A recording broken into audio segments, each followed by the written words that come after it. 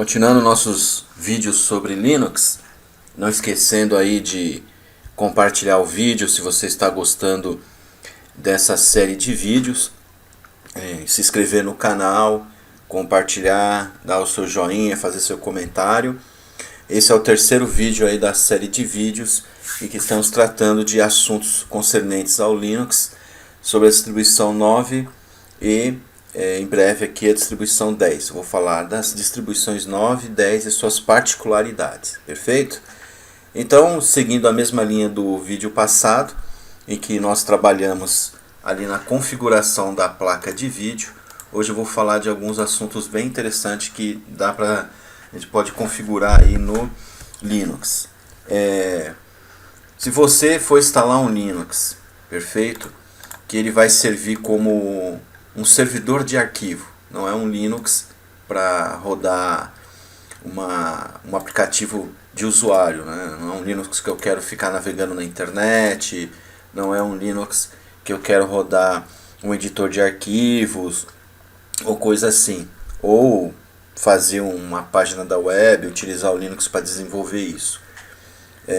Vamos partir aqui nesse nosso diálogo aqui, nossa conversa sobre Linux, da possibilidade de um servidor Linux. Ora, se eu vou montar aí um servidor Linux, não faz muito sentido eu utilizar a tela gráfica, né, como está aqui configurado nessa máquina virtual, né. Nossa distribuição Debian 9 está aqui configurado, né, ele está nesse momento configurado para uma interface gráfica. Então nós vamos trabalhar em cima de uma tela texto.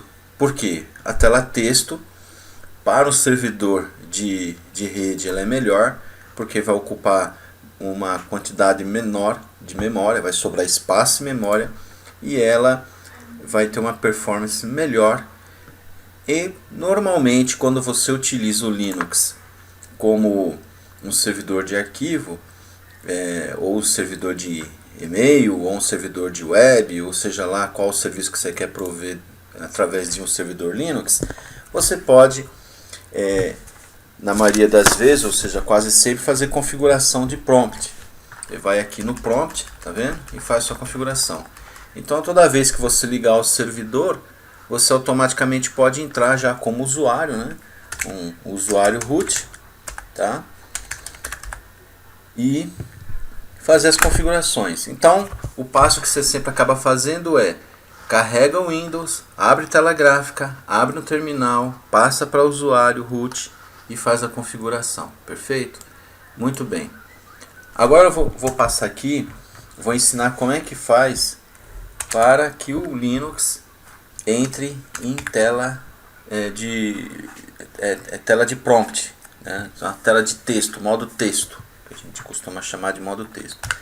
Basta que você digite aqui o comando system, vamos lá, system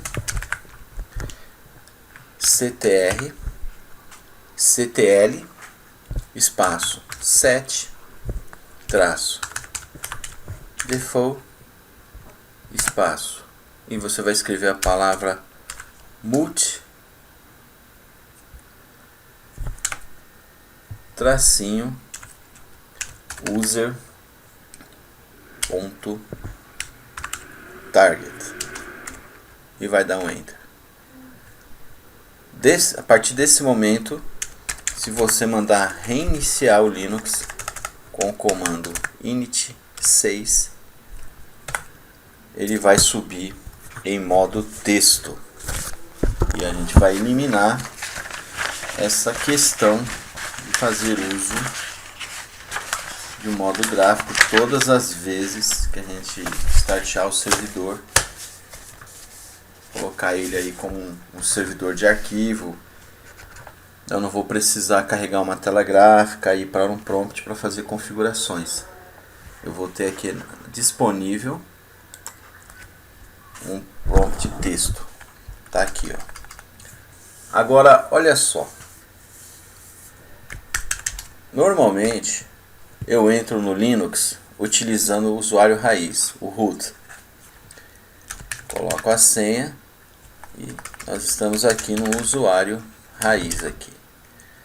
Só que eu sou uma pessoa que já utiliza o Linux há muito tempo mesmo. Aproximadamente 2 décadas eu utilizo o Linux. E então eu estou acostumado, já familiarizado com os comandos e aquilo que eu vou trabalhar no Linux. Mas você pode ser aí um usuário novo, começou a usar há pouco tempo, não tem tanta experiência, ou mesmo você pode também desejar seguir as orientações que normalmente é passado nos cursos de Linux, é uma orientação recomendada pelos fornecedores, de ao invés de entrar com o usuário administrador, usar sempre um outro usuário, né, para proteger o Linux de algum eventual erro, algum eventual problema, né. Por exemplo, se você fizer o download de um script, né, que ele estrague o usuário, ele vai estragar o usuário local e não o administrativo. Então, o que se recomenda? Que faça-se uso do comando sudo. O sudo é um comando em que ele vai procurar um arquivo, verificar os direitos que o usuário tem e executar determinados comandos, né? Então, por exemplo, tentar como usuário local, no caso aqui vamos usar o usuário lab, tentar utilizar o comando ifconfig, ele não vai funcionar. Para fazer o uso desse comando, eu teria que utilizar o sudo ifconfig. Porém, vamos lá, olha só, aqui ele pede a senha que é passado, né, seria uma senha de administrador para poder executar. Só que, o que ele faz?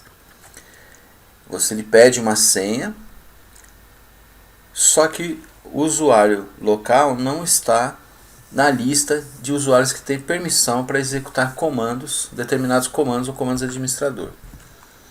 Então o que a gente pode fazer para que o comando sudo funcione direitinho e você possa trabalhar ele como um usuário local, você pode configurar um arquivo chamado, nós vamos lá no diretório etc do Linux, onde está as configurações, etc. E nós vamos procurar por um arquivo, por uma configuração do sudo. Então, vamos lá, procurando. Tá aqui, ó.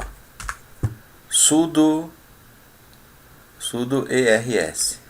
É onde fica a lista de configurações para que torne um usuário normal com poderes administrativos. Deu os privilégios para ele utilizar. Então basta pegar aqui, ó, essa linha aqui. Nós vamos dar todos os direitos. Então aqui F3 do meu gerenciador de arquivo aqui, o meu editor de texto, F3 ele copia, F5 cola e eu vou trocar aqui, ó, esse nome para lab, tá? Então basta fazer isso aqui, tá? Basta vir aqui na linha do arquivo sudo ers, que é a configuração de usuários, tá? E você coloca exatamente essa linha aqui, ó, tá? Lab, espaço, all, traço, entre colchetes, all igual a all, espaço, e depois fecha colchete, espaço, all. Fazendo isso, grava o arquivo, você pode usar qualquer editor, tá? E aqui é a configuração que nós fazemos para que o usuário local comece a ter os privilégios de executar, só que ele não é um administrador, ele tem privilégios de um administrador, tá? Então você vem aqui com o usuário lab, senha, e agora quando eu desejar executar um programa, um aplicativo, um comando que ele só é permitido para o root, eu utilizo o comando sudo. Aqui, sudo. vai pedir a senha, que é a senha do usuário, e aqui ele está executando, né? Nesse momento ele está executando o comando para o usuário administrativo. Perfeito? Muito bem.